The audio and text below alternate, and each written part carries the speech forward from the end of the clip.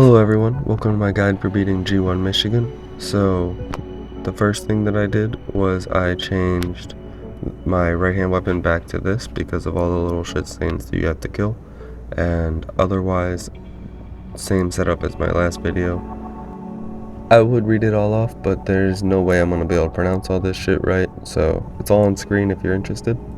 I did try this with the bazooka right hand, but there were just too many enemies, not enough ammo for everything, so I switched to this gun. For this guide, I am also going to be showing you how I dealt with the mini enemies, because that is part of this boss fight, unfortunately. Personally, I think it's important to attack the ones that shoot the missiles first, or at least close to first, because anytime they even just clip you with them, it's going to be close to 2,000 damage, so it definitely adds up. None of the other mini enemies deal close to that, except for maybe the flying ones we'll get to in a couple minutes. Multiple waves can come at the same time. I'm not sure if it can for the first couple, but in the end, so I would definitely recommend not dilly-dallying. You definitely want to take them out pretty much as quickly as you can. There will be 5 waves and about 50 enemies aside from the boss, and the boss comes in wave 4.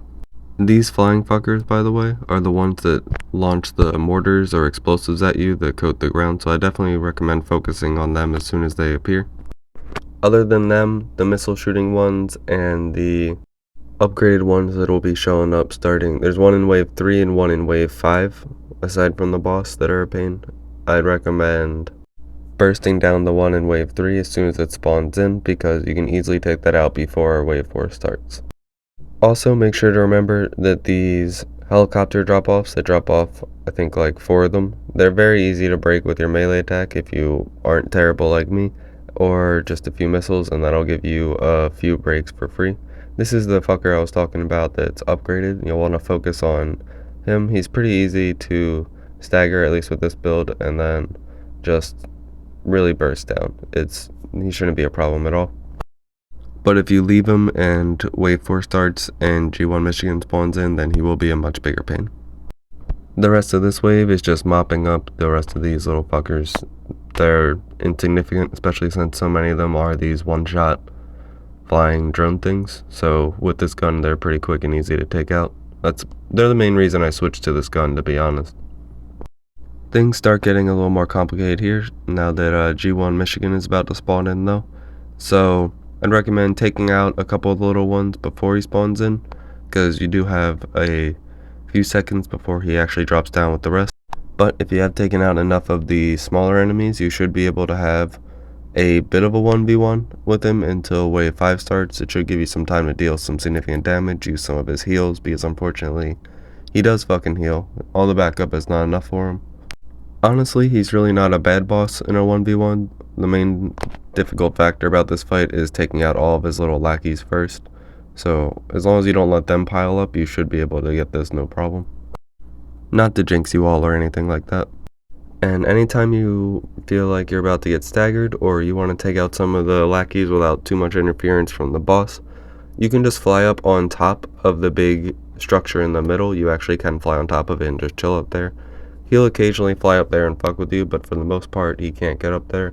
And you can just sort of pick off the little henchmen from the top, and then the minions don't pile up. They're not as much of a pain. You might even be able to deal a little damage to the upgraded one that spawns in wave 5. But surprisingly, I actually didn't use that this run. I normally did try that, but I guess I didn't need it this time. I got lucky. But I just wanted to let you all know that option is there, and it does make things easier. Once wave 5 does start, I'd recommend either charging away from him. Don't kick and fuck up like I did just there. But I'd recommend charging away from him, taking out some of the enemies on the other side while he tries to play catch up. That way it helps keep things from piling up. Sometimes he'll get stuck, or sometimes the upgraded version will get stuck, and then you can just separate them when they're the last 2 left. I think that's exactly what happened to me. I think I managed to get him stuck on one side, and the upgraded version right here was separated. Maybe even having trouble tracking me when I was flying around the other side. I'm not really sure why they seem to get stuck on one half of the map sometimes, but if you're able to separate them when they're the last 2 left, this is a cakewalk. You can easily just burst down that upgraded one like you did with wave 3.